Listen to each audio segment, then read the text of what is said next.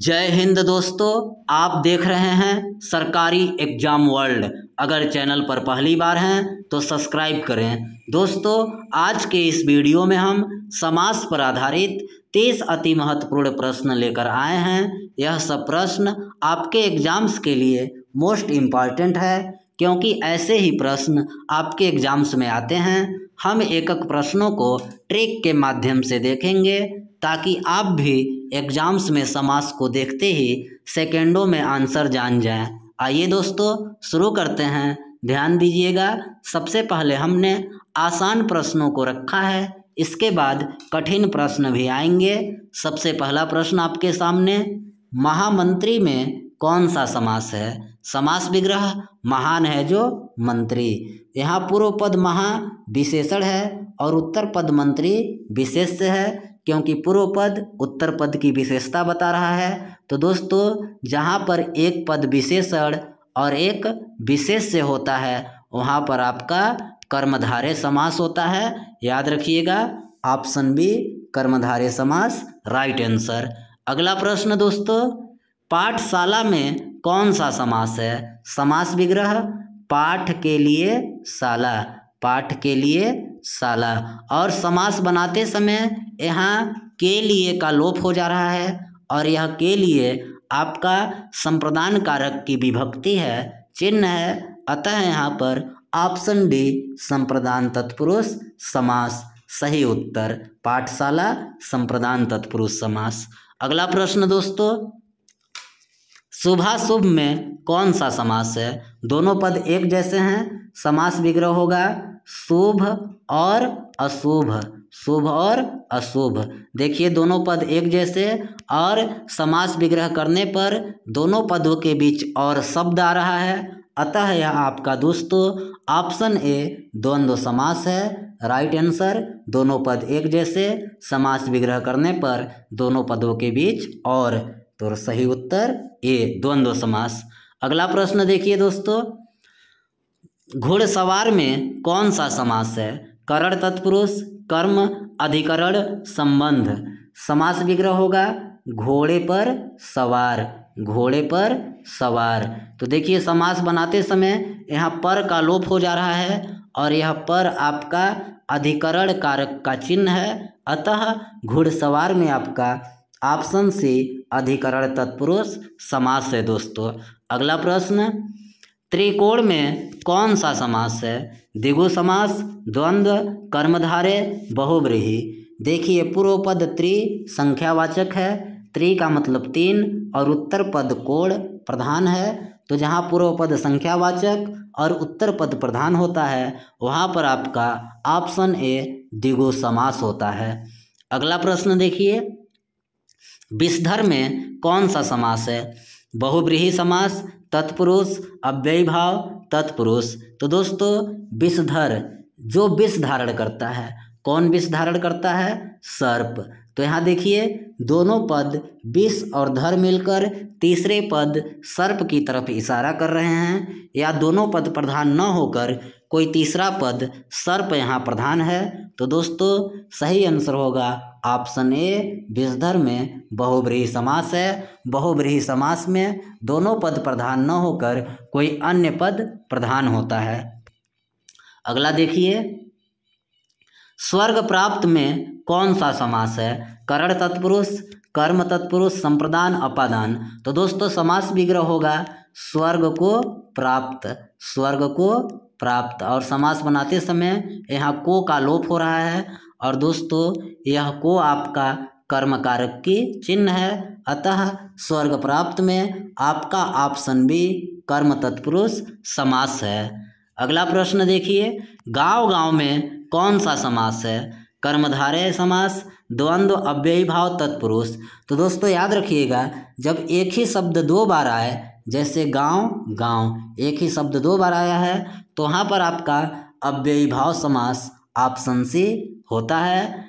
इसी तरह से घर घर, हाथों हाथ, यह भी आपके अव्ययी भाव समास के उदाहरण हैं। अगला प्रश्न देखिए, समास का शाब्दिक अर्थ है अव्यय, संक्षिप्तीकरण, विग्रह, वचन। तो दोस्तों समास का शाब्दिक अर्थ संक्षिप्तीकरण होता है, यानी छोटा करना। दो या दो से अधिक शब्दों को मिलाकर संक्षिप्त पद बनाने की प्रक्रिया को समास कहते हैं। अगला प्रश्न देखिए, विद्याधन में कौन सा समास है? विद्याधन, विद्या रूपी धन।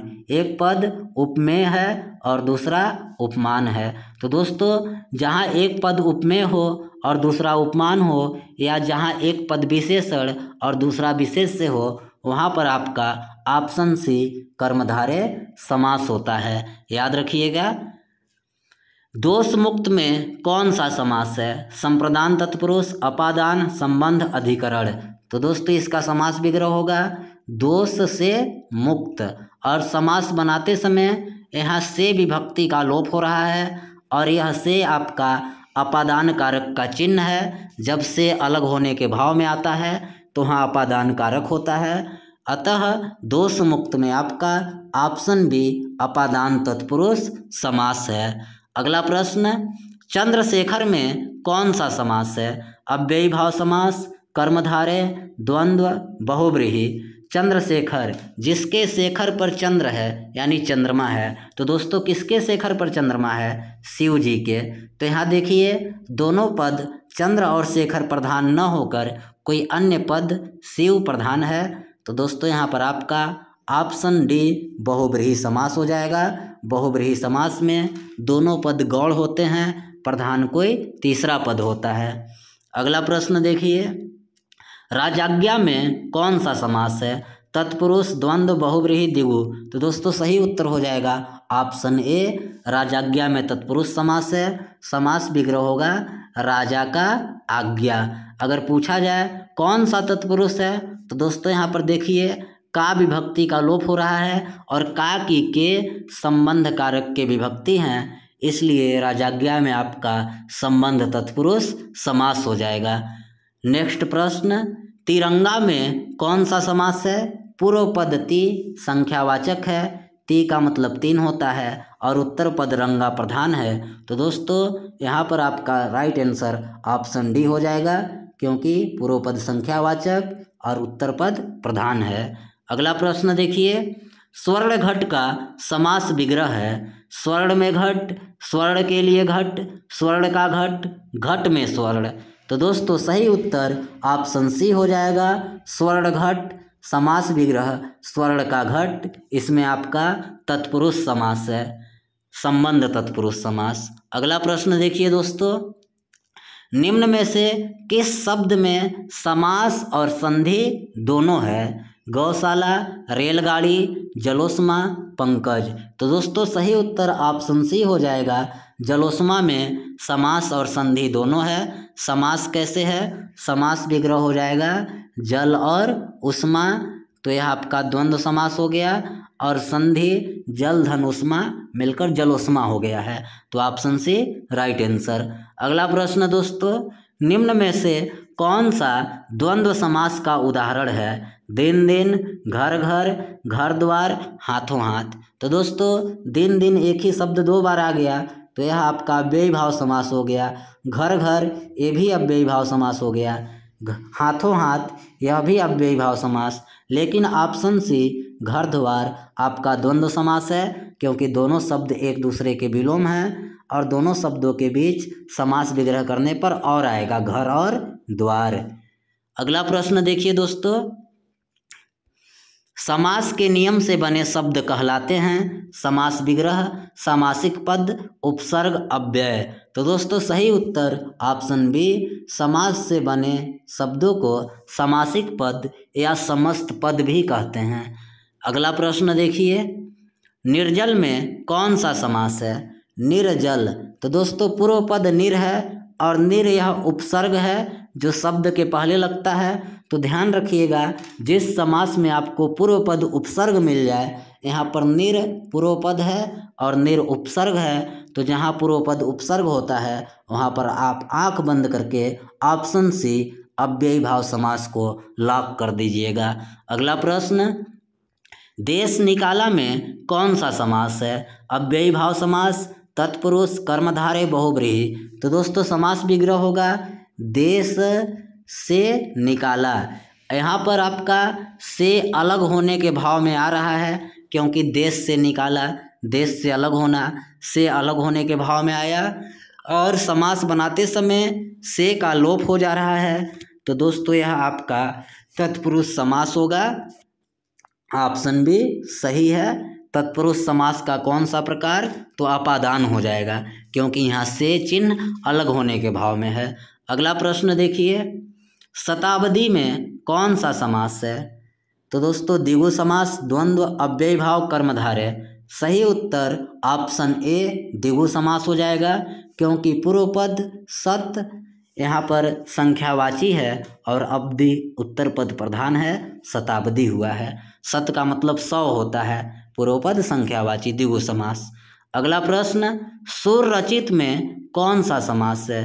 करण तत्पुरुष, कर्म तत्पुरुष, संबंध अधिकरण। तो दोस्तों इसका समास विग्रह होगा सुर के द्वारा रचित, सुर के द्वारा रचित। और समास बनाते समय के द्वारा चिन्ह का लोप हो रहा है और यह के द्वारा करण कारक का चिन्ह है, अतः सुर रचित में आपका ऑप्शन ए करण तत्पुरुष समास है। दोस्तों अगर आपने समास नहीं पढ़ा है तो मैं उसका लिंक दे दूंगा डिस्क्रिप्शन में, वहाँ से देख लीजिएगा, आपको समास में कभी समस्या नहीं होगी। अगला प्रश्न, परमाणु में कौन सा समास है? अव्ययी भाव समास, कर्मधारय, तत्पुरुष, बहुव्रीहि। परमाणु, परम है जो अणु, तो यहाँ देखिए एक पद विशेषण है और दूसरा विशेष्य है। परम पद विशेषण है और उत्तर पद अणु विशेष्य है, तो यहाँ पर आपका ऑप्शन बी कर्मधारय समास राइट आंसर है। अगला प्रश्न, शाखा मृग में कौन सा समास है? शाखा मृग, जो मृगों के शाखा हैं। तो दोस्तों मृगों के शाखा कौन है? बंदर। कौन? बंदर। तो देखिए दोनों पद मिलकर तीसरे पद की ओर संकेत कर रहे हैं, दोनों पद प्रधान न होकर तीसरा पद बंदर प्रधान है, तो यहाँ पर आपका शाखा मृग में ऑप्शन सी बहुव्रीहि समास है। अगला प्रश्न, मनोज में कौन सा समास है? कर्मधारय, बहुव्रीहि, द्वंद्व समास, अव्ययी भाव समास। तो दोस्तों ध्यान से देखिएगा, मनोज यानी मन में जन्म लेने वाले, तो मन में जन्म लेने वाले कौन है दोस्तों? कामदेव। कामदेव का जन्म कहाँ होता है? मन में। तो दोस्तों यहाँ देखिए दोनों पद प्रधान न होके तीसरा पद कामदेव प्रधान है, तो यहाँ पर आपका ऑप्शन बी बहुव्रीहि समास सही उत्तर होता है। अगला प्रश्न देखिए, आप बीती में कौन सा समास है? करण तत्पुरुष, संबंध तत्पुरुष, अधिकरण, कर्म। समास विग्रह होगा आप पर बीती, आप पर बीती। समास बनाते समय यहाँ पर का लोप हो रहा है और यह पर अधिकरण कारक का चिन्ह है, अतः आप बीती में आपका ऑप्शन से अधिकरण तत्पुरुष समास सही उत्तर। अगला प्रश्न देखिए, प्राण प्रिय में कौन सा समास है? प्राण प्रिय, प्राण के समान प्रिय, पूर्व पद प्राण उपमान है और उपमेय है और उपमान है प्राण सारी, और प्रिय पद उपमेय है। तो दोस्तों यहाँ प्राण के समान प्रिय, एक पद की तुलना दूसरे से की जा रही है, तो यहाँ पर आपका ऑप्शन ए कर्मधारय समास हो जाएगा, क्योंकि एक पद उपमेय है और एक उपमान है।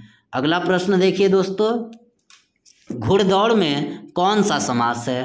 कर्म तत्पुरुष, अधिकरण, संबंध, करण।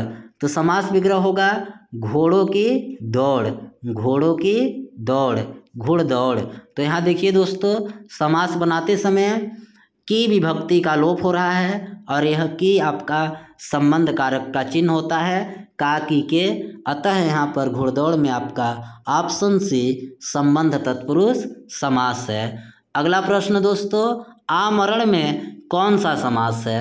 द्विगु समास, अव्ययी भाव, कर्मधारय, तत्पुरुष। तो दोस्तों यहाँ देखिए आपका आ पूर्व पद आ है और आ उपसर्ग होता है, तो जहाँ पर आपको पूर्व पद उपसर्ग दिख जाए वहाँ पर आपका अव्ययी भाव समास होता है। आमरण ऑप्शन बी अव्ययी भाव समास। अगला प्रश्न दोस्तों लास्ट है, कृष्ण सर्प में कौन सा समास है? कर्मधारय, तत्पुरुष, बहुव्रीहि, अव्ययी भाव। कृष्ण सर्प यानी काला है जो सर्प, एक पद विशेषण है तो दूसरा विशेष्य है। तो दोस्तों यहाँ पर आपका हो जाएगा कर्मधारय समास, क्योंकि कर्मधारय समास में एक पद विशेषण दूसरा विशेष्य, या तो एक पद उपमेय दूसरा उपमान होता है।